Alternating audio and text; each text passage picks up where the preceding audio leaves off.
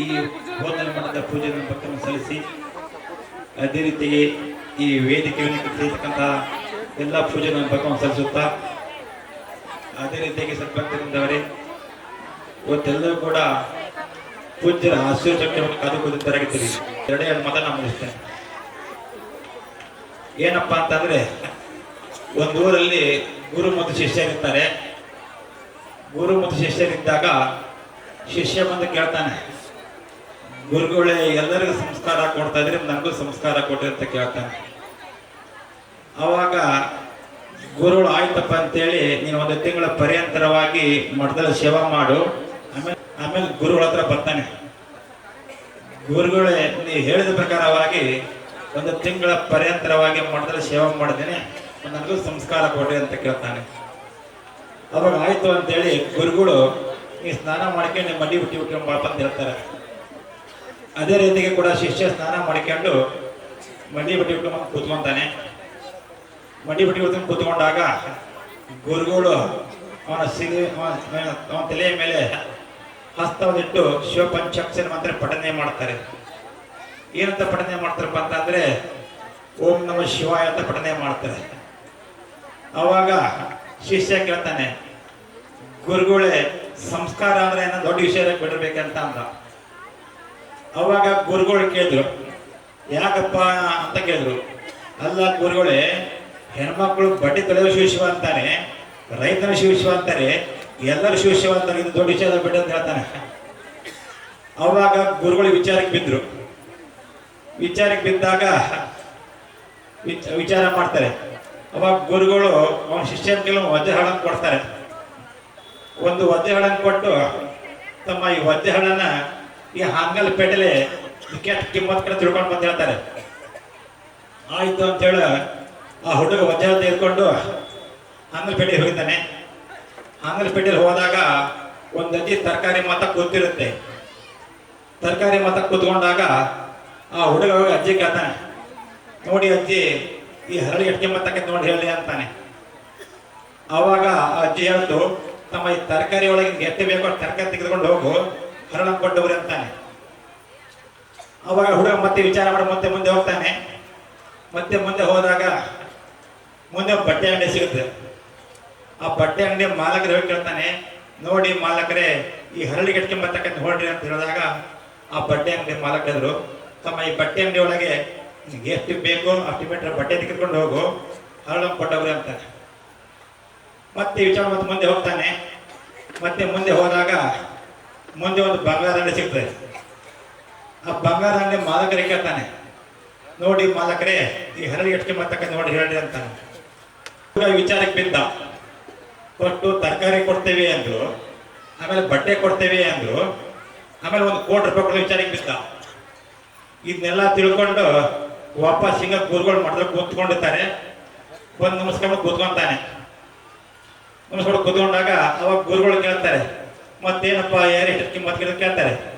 ನೋಡ್ರಿ ಬುದ್ಧಿ, ಒಂದು ಅಜ್ಜಿ ಹತ್ರ ಹೋಗಿದ್ದೆ, ನಿನ್ಗೆ ಎಷ್ಟು ಬೇಕಾದ ತರಕಾರಿ ತೆಗೆದುಕೊಂಡು ಹೋಗು, ಹೊರಗೆ ಕೊಟ್ಟೋಗ್ರಿ ಅಂತಾನೆ. ಮತ್ತೆ ಯಾರು ಹೇಳಿದ್ರಪ್ಪ ಅಂತ ಕೇಳಿದಾಗ ಮುಂದೆ ಒಂದು ಬಟ್ಟೆ ಅಂಗಡಿ ಹೋಗಿದ್ದೆ, ಆ ಬಟ್ಟೆ ಅಂಗಡಿ ಮಾಲಕರು ತಮ್ಗೆ ಎಷ್ಟು ಬೇಕು ಅಷ್ಟು ಬಟ್ಟೆ ತೆಗೆದುಕೊಂಡು ಹೋಗು, ಹರಳ ಕೊಟ್ಟವ್ರು ಅಂತಾನೆ. ಮತ್ತೆ ಯಾರು ಹೇಳಿದ್ರಪ್ಪ ಅಂತ ಕೇಳಿದಾಗ ಮುಂದೆ ಒಂದು ಬಂಗಾರ ಅಂಗಡಿ ಹೋಗಿದ್ದೆ, ಆ ಬಂಗಾರ ಅಂಗಡಿ ಮಾಲಕರು ತಮ್ಮ ಇದಕ್ಕೆ ₹1 ಕೊಡ್ತೇವೆ, ಹರಳ ಕೊಟ್ಟವ್ರಿ ಅಂತಾನೆ. ಅವಾಗ ಗುರುಗಳು ಹೇಳ್ತಾರೆ, ತಮ್ಮ ಯಾರ ಎಲ್ಲೆಲ್ಲ ಮಂತ್ರ ಪಠನೆ ಮಾಡ್ಬೋದು, ಅದು ಯಾವುದು ಕೂಡ ಸಿದ್ಧಿ ಆಗೋದಿಲ್ಲ. ಯಾವುದೋ ಸಿದ್ಧಿ ಆಗೋದು ಕೂಡ ಗುರುಪದೇಶ ಗುರು ಸಂಸ್ಕೃತ ಮಾತು ಸಾಧ್ಯತೆ ಇರೋದಿಲ್ಲ ಅಂತ ಹೇಳ್ತಾರೆ.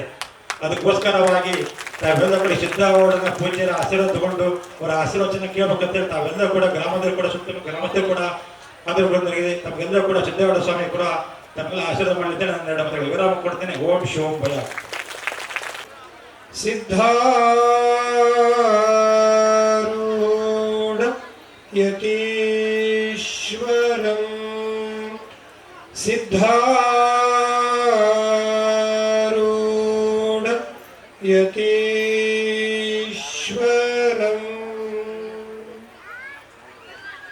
ಪರಮ ಪೂಜ್ಯ ಪ್ರಾತಸ್ಮರಣೀಯ ಅದ್ವೈತ ಸಾರ್ವಭೌಮ ಚಕ್ರವರ್ತಿ ಶಿವಾವತಾರಿ ಸದ್ಗುರು ಸಿದ್ಧಾರೂಢರನ್ನು ಸದ್ಗುರುದೇವರನ್ನು ಮನಮಂದಿರದಲ್ಲಿ ಸ್ಥಾಪಿಸಿಕೊಂಡು ಸುಕ್ಷೇತ್ರ ಹೋತನಹಳ್ಳಿ ಗ್ರಾಮದಲ್ಲಿ ನೆರವೇರಿತಕ್ಕಂಥ ಈ ಭವ್ಯ ಸಮಾರಂಭಕ್ಕೆ ಕಾರಣೀಭೂತರಾಗಿರುವ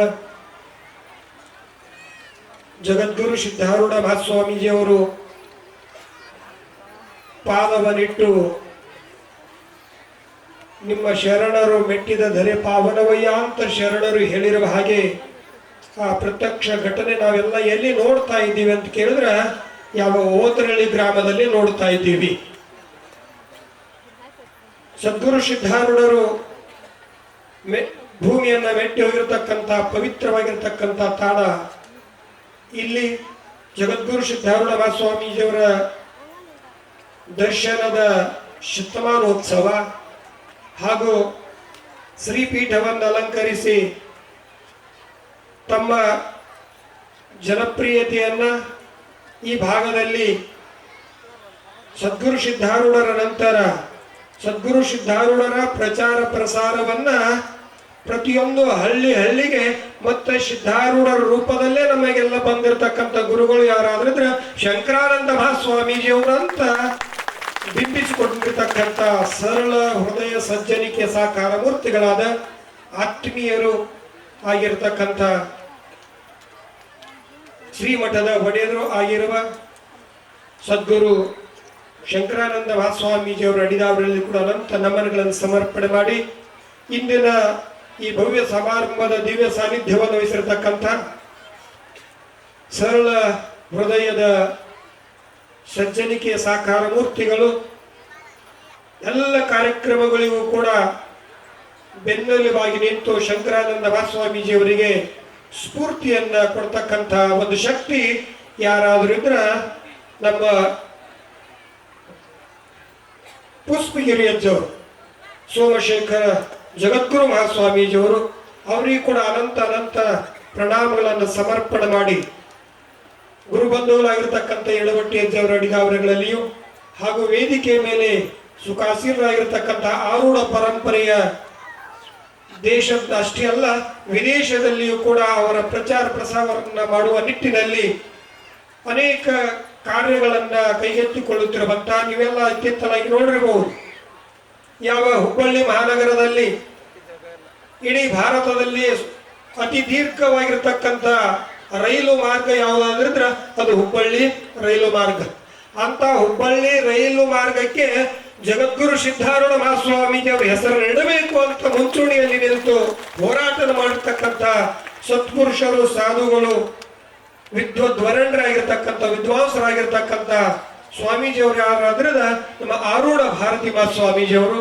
ಅವರು ಕೂಡ ವೇದಿಕೆಯ ಮೇಲೆ ಆಸೀನರಾಗಿದ್ದಾರೆ. ಅವರ ಶ್ರೀಚರಣಗಳಲ್ಲಿ ಕೂಡ ಅನಂತ ನಮನಗಳನ್ನು ಸಮರ್ಪಣೆ ಮಾಡಿ ಯಾವ ಶಿವಾನಂದ ಭಾರತೀಯಪ್ಪಂಗಳವರ ಕೃಪೆಗೆ ಪಾತ್ರ ಆಗಿರ್ತಕ್ಕಂಥವ್ರು, ಯಾವಾಗಲೂ ಹಸನ್ಮುಖಿಗಳು ಆಗಿರುವ ಆತ್ಮೀಯರಾಗಿರ್ತಕ್ಕಂಥ ಬಸವಾನಂದಜ್ಜವರನ್ನೇ ಮೊದಲು ಮಾಡಿಕೊಂಡು ವೇದಿಕೆ ಮೇಲೆ ಸುಖಾಸೀನರಾಗಿರ್ತಕ್ಕಂಥ ಎಲ್ಲ ಪೂಜ್ಯರ ಪಾದಾರವಿಂದಗಳಲ್ಲಿಯೂ ಮಾತಾಜಿಯರಲ್ಲೂ ಕೂಡ ನಮನಗಳನ್ನು ಸಮರ್ಪಣೆ ಮಾಡಿ ಇದು ಪರ್ಯಂತರವಾಗಿ ನಿಮ್ಮೆಲ್ಲರಿಗೆ ಸದ್ಗುರು ಸಿದ್ಧಾರೂಢರ ಲೀಲೆಗಳನ್ನ ಬಹುಸುಂದರವಾಗಿ ಮನಮುಟ್ಟುವಂತೆ ಅಭಿನವ ಯಾವ ರೇವಣ ಸಿದ್ದೇಶ್ವರ ಮಹಾಸ್ವಾಮೀಜಿಯವರು ಆಗಮಿಸಿ ನಿಮ್ಮೆಲ್ಲರಿಗೆ ಸಿದ್ಧಾರೂಢರ ಒಂದು ಕಥೆಗಳನ್ನ ಅವರ ಲೀಲೆಗಳನ್ನ ಮನಮುಟ್ಟುವ ಹಾಗೆ ತಿಳಿಸಿ ಹೋಗಿರತಕ್ಕಂಥ ಯಾವ ಪ್ರವಚನ ಪಟುಗಳಾಗಿರುವ ಚಿದ್ಗಣಾನಂದ ಮಹಾಸ್ವಾಮೀಜಿಯವರು ಕೂಡ ಅನಂತ ನಮನಗಳನ್ನು ಸಮರ್ಪಣೆ ಮಾಡಿ ಸಂಗೀತ ಮಾಡ್ಲಕತ್ತಾರಲ್ಲ ಅದಕ್ಕೆ ಸಹಾಯ ಮಾಡಿದವರು ಯಾರು ಅಂದ್ರ ನಮ್ಮ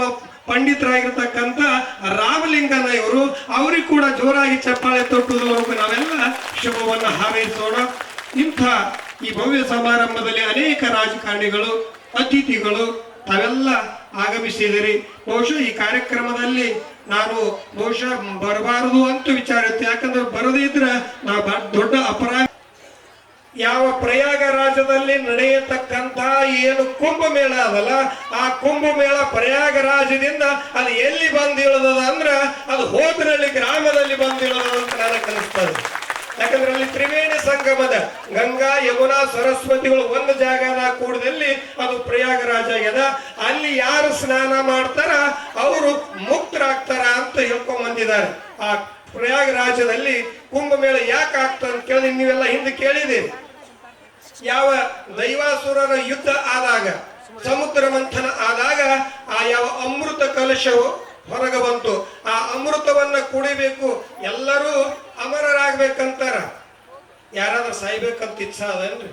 ಯಾರು ಸಾಯ್ಬಾರ್ದಂತ, ಎಲ್ಲರೂ ಅಮರರಾಗಬೇಕು ಅಂತ ಒಂದು ಉದ್ದೇಶ ಇಟ್ಕೊಂಡು ಅಮೃತ ನಮಗ ಬೇಕು ಅಂತ ದೇವತೆಗಳು ಮತ್ತು ರಾಕ್ಷಸರು ಒಂದು ಹೋರಾಟ ಮಾಡುವಾಗ ಅದು ರಾಕ್ಷಸರಿಗೆ ಸಿಗಬಾರದು ಅಂತ ತಿಳ್ಕೊಂಡು ಆ ಧನವಂತರಿ ಏನು ಅಮೃತ ಕಲಶವನ್ನು ತಗೊಂಡು ಆ ಕಡೆ ಈ ಕಡೆ ತಿರುಗಾಡುವಂತ ಸಂದರ್ಭದೊಳಗ ಆ ಅಮೃತ ಕಲಶದಲ್ಲಿ ಅಮೃತ ಎಲ್ಲೆಲ್ಲಿ ಯಾವ್ಯಾವ ಜಾಗದೊಳಗೆ ಬಿದ್ದದ, ನಾಸಿಕದೊಳಗ, ಹರಿದ್ವಾರದೊಳಗ, ಪ್ರಯಾಗರಾಜದೊಳಗ ಎಲ್ಲೆಲ್ಲಿ ಬಿದ್ದದಲ್ಲ ಅಲ್ಲಿ ಅನಾದಿ ಕಾಲದಿಂದಲೂ ಕೂಡ ಕುಂಭಮೇಳಗಳು ಆಗ್ತಾವಲ್ಲ, ಅಂತ ಕುಂಭಮೇಳಗಳ ಸದೃಶವಾಗಿನೇ ಒಬ್ಬ ಜ್ಞಾನಿ ಸಂತ ಮಹಾತ್ಮ ಎಲ್ಲೆಲ್ಲಿ ಪಾದ ಇಟ್ಟು ಹೋಗಿದ್ದಾರೆ ಅಲ್ಲಿಯೂ ಕೂಡ ಅನೇಕ ಪುಣ್ಯ ಕ್ಷೇತ್ರಗಳಾಗ್ತವೆ.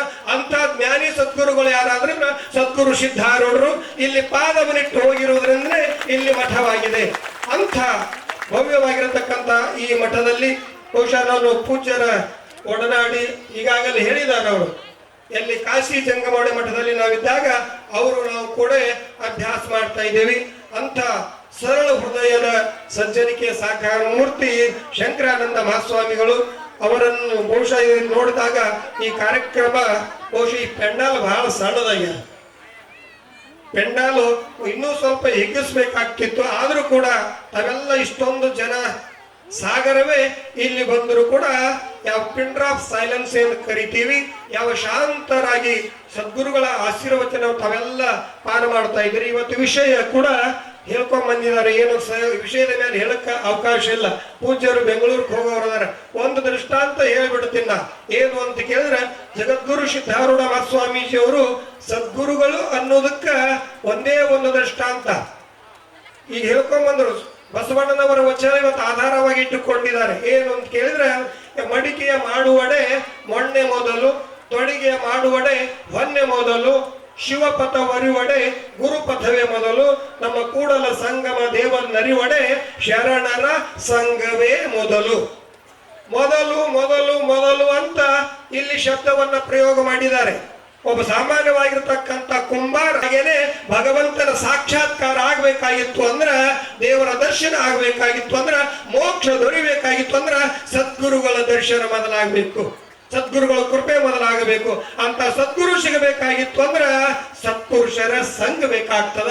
ಆದ್ದರಿಂದ ಅಂತ ಸದ್ಗುರು ಸಿದ್ಧಾರೂಢರ ತಾವು ನಿಜಗೊಂಡ್ರು ಹೇಳಿರುವ ಹಾಗೆ ಎಲ್ಲ ಸದ್ಗುರುಗಳ ಲಕ್ಷಣಗಳು ಅವರಲ್ಲಿದ್ದು, ಕರುಣ ಸತ್ಕಲೆ ಶಾಸ್ತ್ರ ಪರಿಣತೆ ನಿರಾಸೆ ಸೌಂದರ್ಯತೆ ಸುಮುಖತ್ವಗಳಿರು ಸದ್ಗುರು ಸೇವೆ ಸದ್ಗುರುವಕ್ಕು ಅಂತ ನಿಜಗೊಂಡ್ರು ಹೇಳಿರುವ ಹಾಗೆ ಸದ್ಗುರು ಸಿದ್ಧಾರೂಢರು ಹೆಂಗಿದ್ರು ಅನ್ನೋದಕ್ಕೆ ಒಂದು ದೃಷ್ಟಾಂತ. ಯಾವ ಸದ್ಗುರು ಸಿದ್ಧಾರೂಢರ ಮಠದಲ್ಲಿ ಯಾರು ಹುಬ್ಬಳ್ಳಿಗೆ ಹೋಗಿರಿ ಅವ್ರು ನೋಡಿರಬಹುದು. ಸದ್ಗುರು ಸಿದ್ಧಾರೂಢರ ಮಠದಲ್ಲಿ ಹುಬ್ಬಳ್ಳಿಯಲ್ಲಿ ಎಷ್ಟು ಸಂಗಮಾರಿ ಕಲ್ಲುಗಳದಾವ. ಆ ಕಲ್ಲುಗಳೆಲ್ಲ ಒಬ್ಬ ಒಬ್ಬ ಒಬ್ಬ ಶಿಷ್ಯ ಒಬ್ಬಕ್ಕಿನೇ ಆ ದಾನವನ್ನ ಮಾಡಿದ. ಆಕಿ ಹೆಸರು ಏನು ಅಂತ ಕೇಳಿದ್ರೆ ರೋಷನ್ ಬಾಯಿ ಅಂತ. ಒಬ್ಬ ಹೆಣ್ಮಗಳು ರೋಷನ್ ಬಾಯಿ ಮೇಸ್ತ್ರಿ ಅಂತ. ಫಾರ್ಸಿ ಸಮಾಜದ ಆ ಹೆಣ್ಮಗಳು ಅಗರ್ಭ ಶ್ರೀಮಂತಿ ಆಕಿ, ಬಾಂಬೆದಲ್ಲಿರ್ತಕ್ಕಂಥವ್ರು. ನಾನು ಆ ಮನೆಗೆ ಕೂಡ ಹೋಗಿ ಬಂದಿದ್ದೇನೆ. ನಾನು 2-3 ವರ್ಷ ಮುಂಬೈನಲ್ಲಿ ಪ್ರವಚನ ಮಾಡ್ತಾ ಇರುವಂತ ಸಂದರ್ಭದಲ್ಲಿ ಮೊನ್ನೆ ಅಪ್ಪುಗಳು ಬಂದು ಹೋಗಿದ್ದಾರೆ. ಬೀದರ್ ಶಿವಕುಮಾರ ಸ್ವಾಮೀಜಿ ಅವರು, ಲಕ್ಷ್ಮೀ ದೇವಿಯವರು, ನಾವು ಅಲ್ಲಿ ಅವರ ಮನೆಗೆ ಹೋಗಿದ್ದೆವು. ಆ ರೋಷನ್ ಬಾಯಿ ಇತಿಹಾಸವನ್ನ ನೋಡಿದಾಗ ಆ ರೋಷನ್ ಬಾಯಿ ಸಾಮಾನ್ಯ ಒಬ್ಬ ಹೆಣ್ಮಗಳಾಗಿರಲಿಲ್ಲ. ಆ ರೋಷನ್ ಬಾಯಿಯ ತಂದೆ ಅಗರ್ಭ ಶ್ರೀಮಂತ. ಅವ್ರಿಗೆ 4 ಅಣ್ಣ ತಮ್ಮಂದಿರು. ಆದ್ರೆ ಒಬ್ಬಕ್ಕಿ ತಂಗಿ ಇದ್ದಾಗ ವಯಸ್ಸಿಗೆ ಬಂದ ಮ್ಯಾಲ ಅವಳಿಗೆ ಮದುವೆ ಮಾಡಿಕೊಡ್ಬೇಕು ಅಂತ ತಂದೆ ಮನಸ್ಸಿನಲ್ಲಿ ಬಂದಾಗ ಅನೇಕ ವರಗಳನ್ನು ತಂದು ಆ ವರಗಳನ್ನು ತೋರಿಸಿ, ಫೋಟೋ ತೋರಿಸಿ, ನೀವು ಯಾರಿಗೆ ಪಸಂದ್ ಮಾಡ್ತೀಯ ಆಯ್ಕೆ ಮಾಡ್ತೀಯ ಅವನ ಜೊತೆ ಮದುವೆ ಮಾಡ್ತೀವಿ ಅಂತ ಎಲ್ಲಾರು ಹೇಳ್ತಾ ಇದ್ರು. ಆದ್ರೂ ಆಕಿ ಪೋಸ್ಟ್ಪೋನ್ ಮಾಡ್ತಿದ್ರು. ಕೊನೆಗೆ ಒಂದು ದಿವಸ ಏನಾಯ್ತು ಅಂದ್ರ, ಇವತ್ತು ನೀನು ನಿಶ್ಚಯ ಮಾಡಲೇಬೇಕು, 100 ಫೋಟೋಗಳನ್ನು ಇಟ್ಟಿದ್ದಾರೆ, ನಿನಗ ಯಾವ ವರ ಪಸಂದದ ಆ ವರವನ್ನ ನೀ ಆಯ್ಕೆ ಮಾಡಿ ನಮಗೆ ನಾಳೆ ಹೇಳಬೇಕು ಅಂತ ಕಂಡೀಷನ್ ಹಾಕಿದಾಗ ಯಾಕಾಗಲ್ದು ಅಂತ ಎಲ್ಲಾರು ಒತ್ತಾಯದ ಮೇರೆಗೆ ಒಪ್ಕೊಂಡಳು. ರಾತ್ರಿ ಎಲ್ಲ ಜಗಲಿ ಮುಂದೆ ಆ ಫೋಟೋಗಳನ್ನು ಇಟ್ಟು ಎಲ್ಲ ಫೋಟೋಗಳನ್ನು ನೋಡಿ ಮಲ್ಕೊಂಡ್ಲು. ರಾತ್ರಿ ಎಲ್ಲ ನೆನೆಸ್ತಾ ಬೆಳಗಾಯ್ತು. ಎದ್ದು ಕೂಡಲೇ ಎಲ್ಲರೂ ಬಂದು ಬಾಗಿಲ ತೇರಿದಾರ. ನಿನ್ನ ಕನಸಿನಾಗ ಯಾರು ಬಂದ್ರು, ಯಾರು ಮೆಚ್ಚಿಗೆ ಆದ್ರು ಅಂತ ಕೇಳಿದಾಗ ಆ ತಾಯಿ ಹುಡುಗಿ ಏನು ರೋಷನ್ ಬಾಯಿ ಇದ್ರು. ಆ ಎಲ್ಲ ಫೋಟೋದೊಳಗ ಒಂದು ಫೋಟೋ ಇತ್ತು. ಯಾವ ಫೋಟೋ ಅಂದ್ರೆ ಸದ್ಗುರು ಸಿದ್ಧಾರೂಢರ ಫೋಟೋ ಇತ್ತು. ಆ ಫೋಟೋವನ್ನು ತೆಗೆದುಕೊಂಡು ಇವರೇ ನನ್ನ ಜೀವನದೊಳಗೆ ನನ್ನ ಕನಸಿನಾಗ ಬಂದಾರ, ಇವರೇ ನನಗೆ ಪತಿ ಆಗ್ತಾರ, ಇವರನ್ನ ನನ್ನ ಪತಿಯನ್ನು ಸ್ವೀಕಾರ ಮಾಡ್ತೀನಿ ಅಂತ ಪತಿ ಅಂತ ಸ್ವೀಕಾರ ಮಾಡಿ ಆಜೀವ ಪರ್ಯಂತರವಾಗಿ ಆ ತಾಯಿ ಸದ್ಗುರು ಸಿದ್ಧಾರೂಢರ ಪತಿ ಅಂತ ಸ್ವೀಕಾರ ಮಾಡಿ ಸೇವೆ ಮಾಡಿದ್ದಾರೆ. ವಿದೇಶಕ್ಕೆ ಹೋಗ್ಬೇಕಾಗಿತ್ತು ಅಂದ್ರ ವಿಮಾನದಲ್ಲಿ ಸಿದ್ಧಾರೂಢರಿಗೆ ಒಂದು ಟಿಕೆಟ್ ಒಂದು ಬುಕ್ ಮಾಡ್ತಿದ್ರು, ತನಗೊಂದು ಬುಕ್ಕಿಂಗ್ ಆಗ್ತಿತ್ತು ಸೀಟು. ಅಂತ ಸದ್ಗುರು ಸಿದ್ಧಾರೂಢರ ಅಪ್ರತಿಮ ಭಕ್ತಿಯಾಗಿರ್ತಕ್ಕಂಥ ರೋಷನ್ ಬಾಯಿ ತನ್ನ ಇಡೀ ಜೀವನವನ್ನ ಸದ್ಗುರು ಸಿದ್ಧಾರೂಢರ ಸೇವೆಯಲ್ಲಿ ಅರ್ಪಿಸಿದ್ದಾಳೆ. ಬಹುಶಃ ಹುಬ್ಬಳ್ಳಿಗೆ ಬಂದಾಗ ನೋಡಿರಬೇಕು, ಮುಪ್ಪಿನ ಕಾಲದಲ್ಲಿ ಕೂಡ ಆಕೆ ಒಂದು ಕೈಯಲ್ಲಿ ಸಿದ್ಧಾರೂಢರ ಕಟೌಟ್ ಫೋಟೋ ಇರ್ತಿತ್ತು. ನಾ ಸ್ವತಃ ನೋಡಿದ್ದೇನೆ. ಅಂತ ರೋಷನ್ ಬಾಯಿ ಅಂತ ಅನೇಕ ಶಿಷ್ಯರು ಆಗಿ ಹೋಗಿದ್ದಾರೆ.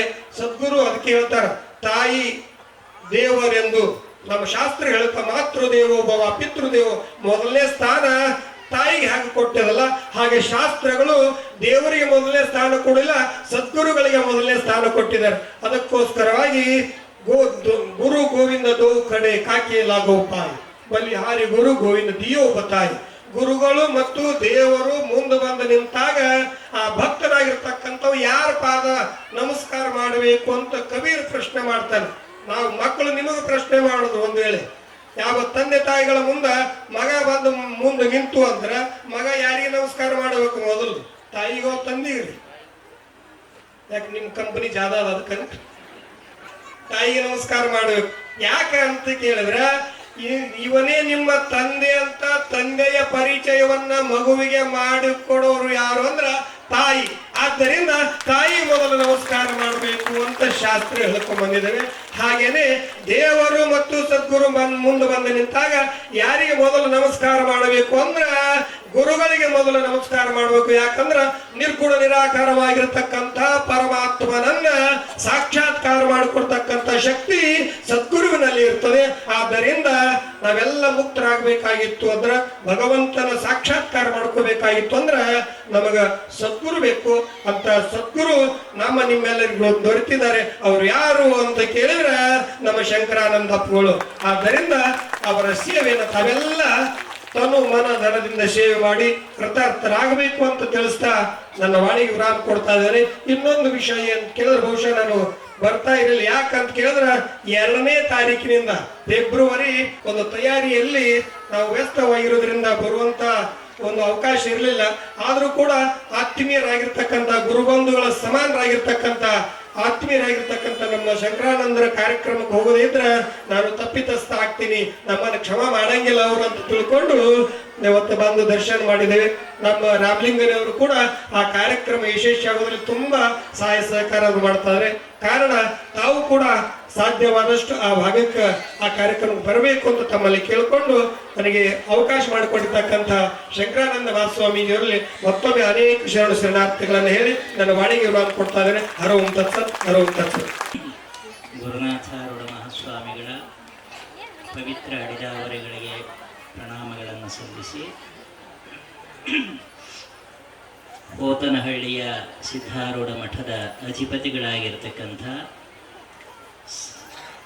ಸದ್ಗುರು ಶಂಕರಾನಂದ ಮಹಾಸ್ವಾಮಿಗಳ ವೇದಿಕೆಯ ಮೇಲೆ ಆಸೀನರಾಗಿರ್ತಕ್ಕಂಥ ಸ್ವರೂಪಾನಂದ ಸ್ವಾಮೀಜಿಗಳವರ, ಬಸವಾನಂದ ಸ್ವಾಮೀಜಿಗಳವರ, ಎಲ್ಲ ಪೂಜ್ಯ ಸ್ವಾಮೀಜಿಗಳವರ, ಮಾತೃಶ್ರೀಯವರ ಶ್ರೀಚರಣಗಳಿಗೆ ಪ್ರಣಾಮಗಳನ್ನು ಸಲ್ಲಿಸಿ, ವೇದಿಕೆಯ ಮೇಲೆ ವಿರಾಜಮಾನರಾಗಿರ್ತಕ್ಕಂಥ ಗಣ್ಯರಿಗೂ ತಮ್ಮೆಲ್ಲರಿಗೂ ನಮಸ್ಕಾರಗಳನ್ನು ತಿಳಿಸ್ತಾ 2 ಮಾತುಗಳನ್ನು ಹಂಚಿಕೊಳ್ಳೋಣ.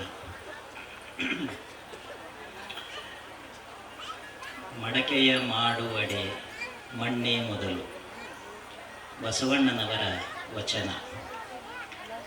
ಬಹಳ ಚೆನ್ನಾಗಿ ಸ್ವರೂಪಾನಂದ ಸ್ವಾಮಿಗಳು ಇದನ್ನು ವಿವರಣೆ ಮಾಡಿದ್ದಾರೆ. ಆದ್ದರಿಂದ ಹೆಚ್ಚಿಗೆ ನಾನು ಹೇಳೋದಿಲ್ಲ.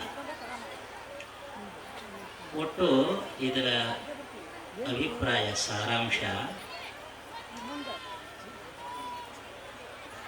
ಮನುಷ್ಯ ಪರಾಂಚಿಖಾನಿ ವ್ಯತೃಣತ್ ಸ್ವಯಂಭೂ ತಸ್ಮಾತ್ ಪರಾಂಗ್ ಪಶ್ಯತಿ ನಾಂತರಾತ್ಮನ್ ಕಶ್ಚಿತ್ ಧೀರಃ ಪ್ರತ್ಯಗಾತ್ಮಾನಂ ಐಕ್ಷತ ಆವೃತ್ತಚಕ್ಷು ಅಮೃತತ್ವಂ ಇಚ್ಛನ್. ಇದು ಕಠೋಪನಿಷತ್ತಿನ ಒಂದು ಮಂತ್ರ. ಸಹಜವಾಗಿ ಈ ಶರೀರದಲ್ಲಿ ನವದ್ವಾರಗಳು, ಕಣ್ಣು, ಕಿವಿ, ಮೂಗು ಇವೆಲ್ಲ ರಂಧ್ರಗಳು. ಒಂದು ಮಡಕೆಗೆ ತೂತು ಮಾಡಿ ಬೆಳಕಿನ ಕಿರಣಗಳು ಆ ಮಡಕೆಯ ತೂತಿನ ಮೂಲಕ, ರಂಧ್ರಗಳ ಮೂಲಕ ಹೊರಮುಖವಾಗಿ ಹರಿತದೆ. ಹೇಗೋ ಆ ರೀತಿಯಲ್ಲಿ ನಮ್ಮೆಲ್ಲ ಜೀವರಾಶಿಗಳ ಮಾನಸಿಕ ಬೌದ್ಧಿಕ ಪ್ರವೃತ್ತಿ ಇಂದ್ರಿಯಗಳ ಮೂಲಕ ಹೊರಮುಖವಾಗಿ ಹರಿತದೆ. ಇದು ಸಹಜ. ನೀರು ಕೆಳಮುಖವಾಗಿ ಹರಿದಂತೆ. ನೀರು ಹಾಗೆ ಹರಿಬಾರದು ಅಂದರೆ ಕಷ್ಟಪಟ್ಟು ಖರ್ಚು ಮಾಡಿ ಅಣೆಕಟ್ಟನ್ನು ಏನಾದರೂ ಕಟ್ಟಬೇಕು. ಕಟ್ಟಿ ಇದನ್ನು ಎತ್ತರಕ್ಕೆ ಮಾಡಿದಾಗ ನೀರು ನಿಲ್ತದೆ. ಹೇಗೋ ಆ ರೀತಿಯಲ್ಲಿ ಬಹಿರ್ಮುಖವಾಗಿರ್ತಕ್ಕಂಥ ಪ್ರವೃತ್ತಿ ಇರ್ತಕ್ಕಂಥ ಮನುಷ್ಯ ಈ ಜಗತ್ತಿನಲ್ಲಿ ಈ ಸುಖವನ್ನು ಅನುಭವಿಸಿ ಕೊನೆಗೆ ಇದರಲ್ಲಿ ಏನೂ ಇಲ್ಲ ಅಂತ ಅಂದ್ಕೊಳ್ತಾನೆ. ಈ ಭಾವನೆ ಬರಲಿಕ್ಕೆ ವಚನಗಳನ್ನೇ ಓದಿರಬೇಕು, ವೇದಾಂತವನ್ನೇ ಓದಿರಬೇಕು ಅಂತಿಲ್ಲ. ನಿಮ್ಮೆಲ್ಲರ ಅನುಭವವೂ ಇದೇ ಇದೆ. ನಿಮ್ಮ ಬಹುತೇಕರಿಗೆ ಕೇಳ್ರಿ, ನಾನು ಯಾಕೆ ಬದುಕ್ತಾ ಇದ್ದೀನಿ, ಸಾಕಾಗ್ಯದ, ಯಾಕೆ ಬದುಕ್ತಾ ಇದ್ದೀನಿ ಅಂದರೆ ಮಕ್ಕಳಿಗೋಸ್ಕರ ಬದುಕ್ತಿದ್ದೀನಿ ಅಂತ ಹೇಳ್ತಾರೆ ಹೊರತಾಗಿ ನಮಗೋಸ್ಕರ ಬದುಕ್ತೀನಿ ಅಂತ ಹೇಳೋ ಜನ ಭಾಳ ಕಡಿಮೆ ಇದ್ದಾರೆ. ಅಂತೂ ಎಲ್ರಿಗೂ ಇದರಲ್ಲಿ ಏನು ಸ್ವಾದ ಇಲ್ಲ ಅಂತ ಅನಿಸೋದಾದ್ರೂ ಬಿಡಕ್ಕೆ ಬರಲ್ಲ. ಕಟ್ಟು ಬಿದ್ದುಬಿಟ್ಟಿದೆ. ಹಾಗೆ ಇದು ಬೇಡ, ಇದರಲ್ಲಿ ಸ್ವಾರಸ್ಯ ಇಲ್ಲ ಅಂತ ಅನಿಸಿರ್ತಕ್ಕಂಥ ನಿಜವಾದ ಗಟ್ಟಿಗ ಏನು ಮಾಡ್ತಾನೆ ಅಂದರೆ ಈ ಬಹಿರ್ಮುಖವಾಗಿರ್ತಕ್ಕಂಥ ಇಂದ್ರಿಯಗಳ ಪ್ರವೃತ್ತಿಯನ್ನು ಕಟ್ಟಿ ಹಾಕಿ ಅಂತರ್ಮುಖವಾಗಿ ತತ್ವಜ್ಞಾನದ ಅನುಸಂಧಾನ, ಗುರುವಿಗೆ ಶರಣಾಗಿ ಗುರುಗಳ ಉಪದೇಶವನ್ನು ಶ್ರವಣ, ಮನನ, ನಿಧಿಧ್ಯಾಸನದ ಸಾಧನೆಗಳಿಂದ, ಜಪ, ತಪಸ್ಸು ಇವೆಲ್ಲವೂ ಸೇರ್ಕೊಳ್ತವೆ. ಇಂಥ ಅನೇಕ ಸಾಧನೆಗಳಿಂದ ಕರ್ಮ, ಭಕ್ತಿ, ಉಪಾಸನಾ, ಜ್ಞಾನ ಇವೆಲ್ಲ ಸಾಧನೆಗಳೇನೆ. ಈ ಸಾಧನೆಗಳ ಮೂಲಕ ತನ್ನ ನಿಜ ಸ್ವರೂಪದ ಸಾಕ್ಷಾತ್ಕಾರ ಮಾಡಿಕೊಳ್ತಾನೆ. ಕಶ್ಚಿತ್ ಧೀರ ಅಂತ ಹೇಳ್ತಾನೆ. ಅಮೃತತ್ವಂ ಐಚ್ಛತ್. ಹಾಗೆ ಈ ಅಮೃತ ಸ್ವರೂಪವನ್ನು, ಆತ್ಮಸ್ವರೂಪವನ್ನು ತೋರಿಸಿಕೊಡ್ತಕ್ಕಂಥವನು ಗುರು ಮಾತ್ರ. ಸ್ವಾಮೀಜಿ ಹೇಳಿದ್ರಲ್ಲ, ಇವನು ನಿನ್ನ ತಂದೆ ಅಂತ ಪರಿಚಯ ಮಾಡೋಳು ತಾಯಿ. ಹಾಗೆ ಆತ್ಮದ ಸ್ವರೂಪದ ಅರಿವನ್ನು ಮೂಡಿಸುವವನು ಗುರು. ಗುರು ಅಂದ್ರೆ ಯಾರು? ಅಂತಿಮವಾಗಿ ಅರಿವೇ ಗುರು ಅಂತ ಹೇಳಿದ್ರು ಕೂಡ ಅಜ್ಞಾನದ ಕತ್ತಲೆಯನ್ನು ನಿವಾರಿಸಿ ಸುಜ್ಞಾನ ಬೆಳಕನ್ನು ಬೆಳಗಿಸುವ ಯಾವಾತನೇ ಆಗಿರಲಿ. ಊರಿಂಗೆ ದಾರಿಯನ್ನು ಆರು ತೋರಿದಡೇನು, ಸಾರಾಯದ ನಿಜವ ತೋರುವ ಗುರುತ ನಾರಾದಡೇನು ಸರ್ವಜ್ಞ. ಹಾಗೆ ಅಜ್ಞಾನವನ್ನು ನಿವಾರಿಸ್ತಕ್ಕಂಥವನು ಸದ್ಗುರು, ಅವನೇ ಮೊದಲು. ಹಾಗೆ ಕೂಡಲ ಸಂಗಮ ದೇವನ ಅರಿವಡೆ. ಕೂಡಲ ಸಂಗಮ ಅಂದರೂ ಪರಮಾತ್ಮ. ಅದನ್ನು ನಾವು ಈ ನಸುಗತ್ತಲೆಯಲ್ಲಿ ಅಂಕುಡೊಂಕಾಗಿ ಬಿದ್ದ ಹಾವನ್ನು ಕಂಡ ತಕ್ಷಣ ಹಾವು ಹಾವು ಅಂತ 2 ಸಲ 3 ಸಲ ಕೂಗಾಡ್ತೇವಲ್ಲ, ಅದು ಭಾವೋದ್ವೇಗ, ಭಾವೋತ್ಕರ್ಷ ಅಂತ ಕರಿತೇವೆ. ಹಾಗೆ ಒಂದೇ ಅರ್ಥವನ್ನು ಶಿವಪಥವ ಅರಿವಡೆ ಗುರುಪಥವೇ ಮೊದಲು ಅನ್ನುವ ಮಾತಿಗೂ, ಕೂಡಲ ಸಂಗಮ ದೇವನ ಅರಿವಡೆ ಶರಣರ ಸಂಘವೇ ಮೊದಲು, ಈ 2 ವಾಕ್ಯಕ್ಕೂ ಒಂದೇ ಅಭಿಪ್ರಾಯ. ಅದು ಭಾವೋತ್ಕರ್ಷವನ್ನು ತೋರಿಸಿದ್ದಾರೆ ಬಸವಣ್ಣನವರಿಗೆ. ಹಾಗೆ ಆ ಪರಮಾತ್ಮನನ್ನು, ನಿಜ ಸ್ವರೂಪವನ್ನು ತೋರಿಸುವ ಗುರು ಬಹಳ ಮುಖ್ಯ ಅನ್ನಿಸ್ತಾನೆ. ಅವನ ಸಂಘ ಸಹವಾಸ ಮಾಡಲೇಬೇಕಾಗ್ತದೆ ಅನ್ನೋದು ಇದರ ತಾತ್ಪರ್ಯ. ಇನ್ನು ಮಹಾತ್ಮರು ಉಪನ್ಯಾಸ ನೀಡೋರಿದ್ದಾರೆ ಅನಿಸುತ್ತೆ, ಅವರು ಮುಂದೆ ಈ ವಿಚಾರವನ್ನು ಹೇಳ್ಬೋದು. ಈ ಸಂದರ್ಭದಲ್ಲಿ ಸ್ಥಳೀಯವಾಗಿ ಒಂದೆರಡು ಮಾತನ್ನು ಹಂಚಿಕೊಳ್ಳಿಕ್ಕೆ ಇಷ್ಟಪಡ್ತೇನೆ. ಸಿದ್ಧಾರೂಢರು ಸಂಚಾರ ಮಾಡೋ ಕಾಲಕ್ಕೆ ಈ ಜಾಗಕ್ಕೆ ಬಂದು ಹೋಗಿದ್ದಾರೆ. ಶಿವನ ಅವತಾರಿ ಸಿದ್ಧ ಹೆಜ್ಜೆ ಇಟ್ಟ ಪವಿತ್ರ ಭೂಮಿ ಇದು. ಬಹಳ ಸಂತೋಷಪಟ್ಟೆ ಇದನ್ನು ಕಂಡು. ನಮ್ಮ ಯಲವಟ್ಟಿ ಸ್ವಾಮೀಜಿಗಳು ಇದರ ಪರಿಚಯವನ್ನು ಸ್ವಲ್ಪ ಮಾಡಿದರು. ಹಂಚಿನ ಒಂದೆರಡು ಕಟ್ಟಡಗಳು ಬಿಟ್ಟರೆ ಇಲ್ಲೇನೂ ಇರಲಿಲ್ಲ, ಜಾಸ್ತಿ ಜಾಗನೂ ಇರಲಿಲ್ಲ. ನೀವೆಲ್ಲ 3 ಎಕರೆ ಪ್ರದೇಶವನ್ನು ದಾನ ನೀಡಿದ್ದೀರಿ ಅನ್ನುವಂಥ ವಿಚಾರವನ್ನು ಕೂಡ ಸ್ವಾಮೀಜಿ ಹೇಳಿದರು. ಊರಿನಿಂದ ಹೊರಗಿದೆ ಇದು ಸಮಯ ರಾತ್ರಿ. ಇಂಥ ಜಾಗಕ್ಕೆ ಇಂಥ ಸಮಯಕ್ಕೆ ಜನಸಾಗರ ನೀವು ಹರಿದು ಬಂದಿದ್ದೀರಿ. ಬಹಳ ಸಂತೋಷದ ಸಂಗತಿ ಇದು. ಇವತ್ತು ಆಧುನಿಕ ಯುಗ, ಮೊಬೈಲ್, ದೂರದರ್ಶನ, ಬರೀ ಹೊರಮುಖ ಪ್ರವೃತ್ತಿಗೆ ಹರಿತದೆ ಜನಸಾಗರ. ನಟ ನಟಿಯರು ಬಂದರೆ ಅದನ್ನು ನೋಡಲಿಕ್ಕೆ ಜನ ದುಂಬಾಲು ಬೀಳ್ತದೆ, ಗುಂಪು ಗುಂಪಾಗಿ. ಇಲ್ಲಿ ಅದ್ಯಾವುದೂ ಇಲ್ಲ, ಗುರುಕ್ಷೇತ್ರ ಅದು. ಇಂಥ ಗುರುಕ್ಷೇತ್ರಕ್ಕೆ ಇಷ್ಟು ಜನ ನೀವು ಹರಿದು ಬಂದಿದ್ದೀರಿ. ಇದು ಪಾವನ ಕ್ಷೇತ್ರ. ಬಹಳ ಸಂತೋಷದ ವಿಚಾರ ಇದು. ಈ ಸಂದರ್ಭದಲ್ಲಿ ಸಿದ್ಧಾರೂಢರ ಜೊತೆಗೆ ವಿವೇಕಾನಂದರು ಮಾಡಿದ ಸಂವಾದ ನೆನಪಾಗ್ತದೆ. ಸ್ವಾಮಿ ವಿವೇಕಾನಂದರು ಬೆಳಗಾವದ ಮೂಲಕ ಮೈಸೂರಿಗೆ ಹೋಗುವಾಗ ಧಾರವಾಡ ನಂತರ ಹುಬ್ಬಳ್ಳಿಗೂ ಬರ್ತಾರೆ. ಸಿದ್ಧಾರೂಢ ಸ್ವಾಮಿಗಳನ್ನ ಭೇಟಿ ಮಾಡ್ತಾರೆ. ಸಿದ್ಧಾರೂಢರಿಗೆ ಕೇಳ್ತಾರೆ. ಸಿದ್ಧಾರೂಢರ ಜ್ಞಾನ ಸ್ಥಿತಿಯನ್ನು ನೋಡಿ ನಿಬ್ಬೆರಗಾಗ್ತಾರೆ ವಿವೇಕಾನಂದರು. ಆಗ ಒಂದು ಮಾತು ಕೇಳ್ತಾರೆ, ಇಂಥ ಜ್ಞಾನಿಗಳು ನೀವು ಹುಬ್ಬಳ್ಳಿ ಬಿಟ್ಟು ಎಲ್ಲಿ ಕದಲ್ತಾ ಇಲ್ವಲ್ಲ? ರತ್ನ, ಚಿನ್ನ, ಬೆಳ್ಳಿ, ಬಂಗಾರ ಇದನ್ನ ಜನ ಎಲ್ಲಿ ಕೊಳ್ಳುತ್ತಾರೆ? ಅಂಗಡಿಗೆ ಹೋಗಿ ತಗೊಳ್ತಾರೆ. ತರಕಾರಿಯನ್ನು ಎಲ್ಲಿ ಕೊಳ್ಳುತ್ತಾರೆ? ತರಕಾರಿ ಮಾರುಕಟ್ಟೆನೂ ಇದೆ. ತಳ್ಳು ಗಾಡಿಯಲ್ಲಿ ತರಕಾರಿ ಇಟ್ಟು ಬೀದಿ ಬೀದಿಗೆ ಮನೆ ಮನೆಗೆ ಬಂದು ಹೀರೆಕಾಯಿ, ಬೆಂಡೆಕಾಯಿ ಅಂತ ಕೂಗ್ತಾ ತರಕಾರಿ ಮಾರ್ತಾರೆ. ಆ ರೀತಿ ಬೆಳ್ಳಿ ಬಂಗಾರ ಮಾರ್ತಾರ ಯಾರಾದರೂ? ಇಲ್ಲ. ಬೆಳ್ಳಿ ಬಂಗಾರ ಎಲ್ಲಿರ್ತದ ಅಲ್ಲಿಗೆ ಹೋಗಿ ತಗೊಳ್ತಾರೆ. ಯಾರಿಗೆ ಜ್ಞಾನ ಬೇಕಾಗಿದೆಯೋ ಅವ್ರು ಹುಡ್ಕೊಂಡು ಬರ್ತಾರಪ್ಪ. ಜ್ಞಾನ ಯಾರಿಗೆ ಬೇಕಾಗಿದೆಯೋ ಹುಡ್ಕೊಂಡು ಬರ್ತಾರಪ್ಪ ಅಂತ ಸಿದ್ಧಾರೂಢರು ವಿವೇಕಾನಂದರಿಗೆ ಹೇಳ್ತಾರೆ. ಇದೇ ವಿವೇಕಾನಂದರು ಮುಂದೊಂದು ದಿನ ಏನು ಹೇಳ್ತಾರೆ, ಎಂಥ ಪ್ರಭಾವಿ ಸಮರ್ಥನಾದಂಥ ವ್ಯಕ್ತಿ, ಯಾರಿಗೂ ಗೋಚರವಾಗದ ಎಂಥ ಅಪರಿಚಿತವಾದಂಥ ಗುಹೆಯೊಳಗೆ ಹೋಗಿ ಕೂತರೂ ಕೂಡ ಅಂಥ ಮಹಾತ್ಮನ ಶಕ್ತಿ ಆ ಗುಹೆಯನ್ನ ಭೇದಿಸಿಕೊಂಡು ವಿಶ್ವವನ್ನ ತಲುಪ್ತದೆ ಅಂತ ಹೇಳ್ತಾರೆ ವಿವೇಕಾನಂದರು. ಇಲ್ಲಿ ಸಿದ್ಧಾರೂಢರಿಂದ ಈ ಮಾತು ಕೇಳಿರ್ತಾರೆ, ಮುಂದೆ ಇದೇ ವಿವೇಕಾನಂದ ಆ ಮಾತು ಹೇಳ್ತಾರೆ. ನಾನು ಈ ಮಾತನ್ನು ಯಾಕೆ ಇಲ್ಲಿ ಹೇಳ್ತೀನಿ ಅಂದರೆ, ಊರಿನ ಹೊರಗಡೆಗೆ ಇರ್ತಕ್ಕಂಥ ಕಾಡು ಪ್ರದೇಶವಾಗಿರ್ತಕ್ಕಂಥ ನಿರ್ಜನ ಪ್ರದೇಶವಾಗಿರ್ತಕ್ಕಂಥ ಈ ಜಾಗದಲ್ಲಿ ಈ ಹೊತ್ತಿನಲ್ಲಿ ಇಷ್ಟು ಜನ ನೀವು ಸೇರಿದಿರಿ. ಇದರಲ್ಲಿ ಕಾಲು ಭಾಗ ಗಂಡಸರಿದಿರಿ, ಮುಕ್ಕಾಲು ಭಾಗ ಹೆಂಗಸರಿದಿರಿ. ಇದು ಸಿದ್ಧಾರೂಢರ ಸದ್ಗುರುಗಳ ತತ್ವದ, ತಪಸ್ಸಿನ, ಜ್ಞಾನದ ಪ್ರಭಾವ, ಶಕ್ತಿ. ಆದ್ದರಿಂದ ಸಿದ್ಧಾರೂಢ ಸ್ವಾಮಿಗಳು ಬಹಳ ದೊಡ್ಡ ವ್ಯಕ್ತಿ. ಅವರು ಪರಮಾತ್ಮ ಸ್ವರೂಪಿ. ಅವರ ಅನುಗ್ರಹ ಸದಾ ನಿಮ್ಮೆಲ್ಲರ ಮೇಲೆ ಇರಲಿ ಅಂತ ಹೇಳ್ತಾ ನನ್ನ ಮಾತನ್ನು ಮುಕ್ತಾಯಗೊಳಿಸ್ತೇನೆ. ನಾನು ಹೋಗಬೇಕಾಗಿದೆ. ಆದ್ದರಿಂದ ಗುರುಗಳು ಅನುಮತಿ ಕೊಡಬೇಕು. ಗುರುಗಳಿಗೆ ಒಂದು ಕಿರು ಸತ್ಕಾರ ಸ್ವೀಕರಿಸಬೇಕು. ಅಂದ್ರೆ ಬರೀ ಮಂದಿನ ಹೊಗಳ್ತಾರ ಅವರು, ತಮ್ಮದೇನೋ ಹೇಳೋದು ಅವರು. ಏನಾಗಿಂತ ಕಿರಿಯರಿಲ್ಲ, ಶಿವಭಕ್ತರಿಗಿಂತ ಹಿರಿಯರಿಲ್ಲ ಅಂತ ಹೇಳಿ ಭಕ್ತರನ್ನೇ ದೊಡ್ಡವ್ರನ್ನ ಮಾಡಿ ಅವ್ರು ಪ್ರವಚನ ಮಾಡ್ತಾರಂತ ನಾವು ತಿಳ್ಕೊಂಡ್ವಿ. ಅವ್ರು ಪೂರ್ತಿ ಬರೀ ನಿಮ್ಮನ್ನ ಹೊಗಳೋದ್ರಾಗ ಮುಗಿಸಿದ್ರು. ಬಹಳ ಸಂತೋಷ.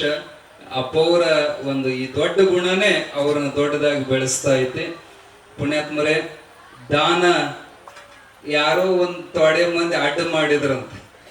ಆದ್ರ ಇವತ್ತು ನಾವು ದಾರ್ಯಾಗ ಬರಕತ್ತಿದ್ವಿ, ನಮ್ಮ ಕಾರ್ ಗಾಡಿಗೆ ಜಾಗ ಬಿಡುವಲ್ದು. 2 ಟ್ರ್ಯಾಕ್ಟರ್ ನಿಂತವ. ಇಲ್ಲೇ ಒಂದು ಮಗ್ಗಲ ಹಳ್ಳಿಯಾಗಿಂದ ನಾವು ಹಾದು ಬರೋ ಮುಂದ ಏನು ತಂದು ಓಡೋಡಿ ಬಂದಪ್ಪ ಇದು ಅಂತ ನಾವು ನೋಡಿದ್ವಿ. ಹೋದ್ನಳ್ಳಿ ಮಟ್ಟಕ್ಕ ದಾನ ಕೊಡಕತ್ತೇವ್ರಿ ಅಂತ ಹುಡ್ಕೊಂಬಂದ್ ಚೀಲ ಒಗಿಯಾಕತ್ಯಾರ. ಇನ್ನೂ ಚಲೋ ಅದಾವ. ಈಗ ಒಂದು ಟ್ಯಾಕ್ಟ್ರಿ ಅಂತ ನಾವು ನೋಡಿದ್ವಿ, ಅದಕ್ಕೆಲ್ಲ ಬಾಳೆ ಕಂಬ ಅದು ಕಟ್ಕೊಂಡು ತಡಿಯಾಕ ಅವ್ರು ಯಾರ್ರಿ? ಸಿದ್ಧಾರೂಢಪ್ಪನ ಮಹಿಮಾದ ಮುಂದೆ ಮತ್ತ ಅವ್ರು ಇರ್ಬೇಕ್ರಿ. ಪಿಕ್ಚರ್ದಾಗ ಬರೀ ಹೀರೋ ಇದ್ರ ಪಿಕ್ಚರ್ ಆಕತ್ತದ. ಫಿಲ್ಮ್ ಚಂದ ಆಗ್ಬೇಕಾದ್ರೆ ಹೀರೋ, ವಿಲನ್ನು, ಕಾಮಿಡಿಯನ್ನು ಎಲ್ಲರೂ ಇರ್ಬೇಕು. ಇರ್ಲಿ, ಬಹಳ ಸಂತೋಷ, ಎಲ್ಲರಿಗೂ ಒಳ್ಳೇದಾಗಲಿ. ಈಗ ಒಂದು ಅಂತಿಮ ಘಟ್ಟ ಈ ಕಾರ್ಯಕ್ರಮಕ್ಕೆ ವೃಷಭ ರೂಪಿಯಾಗಿರುವಂತ ಶ್ರೀ ಓಂ ಶ್ರೀ ಶಿವಾಲಿ ಬಸವೇಶ್ವರ ಸ್ವಾಮಿಗಳು ಸುಕ್ಷೇತ್ರ ಸಾತೇನಹಳ್ಳಿಯ ಅಜ್ಜನವರು, ಈಗ ಆ ಪೀಠದ ಪೀಠಾಧಿಪತಿಗಳು ಸ್ವಾಮೀಜಿ ರೂಪದೊಳಗನೆ ಆ ವೃಷಭ ದೇವರನ್ನ ಇಲ್ಲಿ ಕಾಣ್ತಾರೆ. ಆ ಪೀಠದ ಪೀಠಾಧಿಪತಿಗಳಿಗೆ ಸನ್ಮಾನ ಕಾರ್ಯಕ್ರಮ, ಗೌರವ ಸಮರ್ಪಣೆ ಕಾರ್ಯಕ್ರಮ. ಶಿವಾಯ ನಮಃ.